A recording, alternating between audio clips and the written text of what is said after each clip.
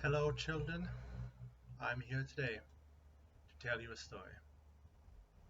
Three stories from the world of Golarion in an attempt to try out something a little new.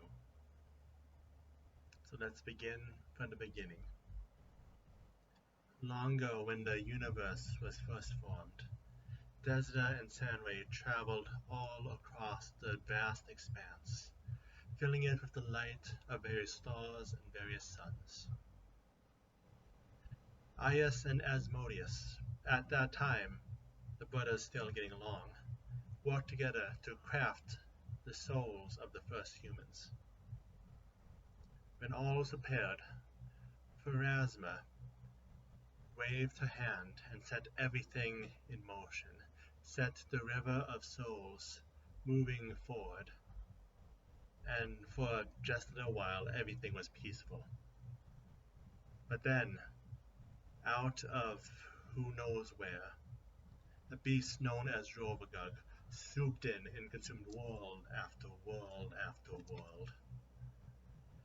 The gods, many of them already having grudges against each other, set everything aside in order to save all of creation from the beast. While Callistria distracted the creature, Tureg and Gorm got to work. Deep in the center of Golarion, they worked iron together in order to build an inescapable prison.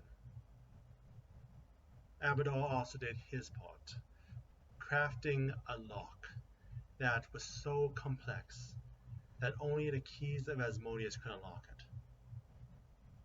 Finally, Dubral, still sane at that time, did what he could to create several large pillars called star towers, all in order to help capture the beast. When all this was completed, Callistria led the beast gently into an ambush of all the deities. Many lives were lost that day. However, eventually, Sandra managed to strike a mighty blow, which blasted the creature deep within the formed prison. Dubral then drove the star pillars in one by one by one, pinning the beast down, while Asmodeus stepped forward and unlocked the door. And since then, Rovagug has been asleep within the depths of Golarion, just waiting for one eventuality of it being released to feast again. Now, with that section done, let me tell you all a fairy tale. This story coming from the town of Tonnenberg, near the Fangwood Forest of the Mothas. Once upon a time, there was a young girl. She was forced by her parents to do all the chores. No matter how hard she worked, they would berate her, talk down to her, tell her how she could never do anything right. But then one day, a fairy happened to pass by the residence, and, captivated by the beauty of the young woman, she came to the window in the guise of fairy godmother. She vowed to bless the girl, to give her what she deserved. And so she dressed her in the finest gowns, the greatest of jewelry, so she could walk around and show all how beautiful she was on the outside as well as the inside. It was at this time that a prince came by, and seeing the beautiful young girl, invited her to a ball. In the dead of night, all couples danced and danced away. It seemed, with everything that was going on, that the young girl would dance with, and fall in love with the prince. But that's not what happened, because the young girl was already in love.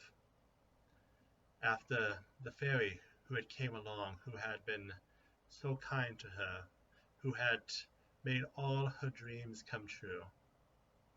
And so, hand in hand, the girl and the fairy ran away from the ball together, and eventually settled in the region of the town known as Tauntonburg.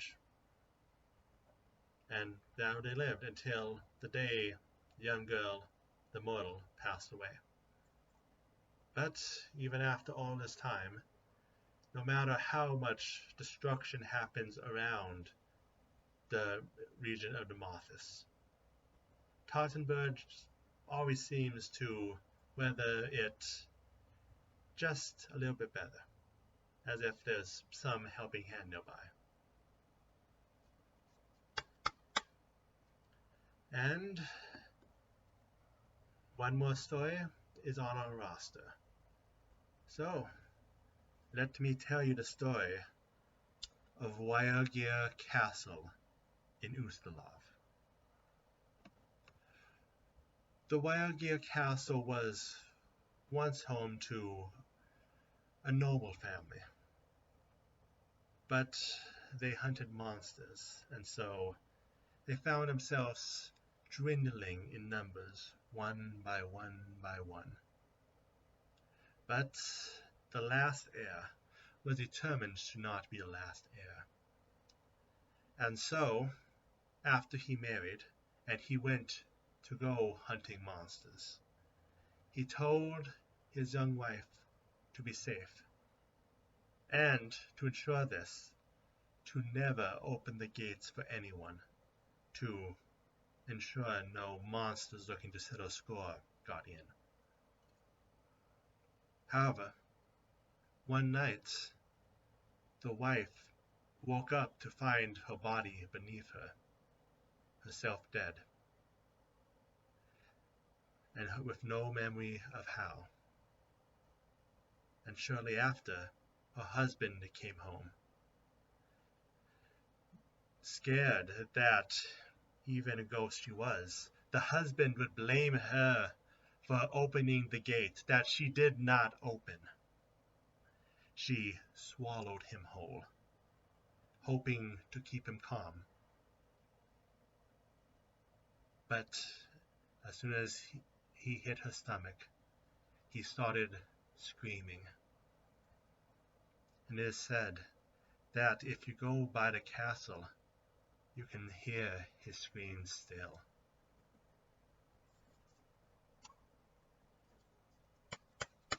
And that, my viewers, ends the first storytime segment.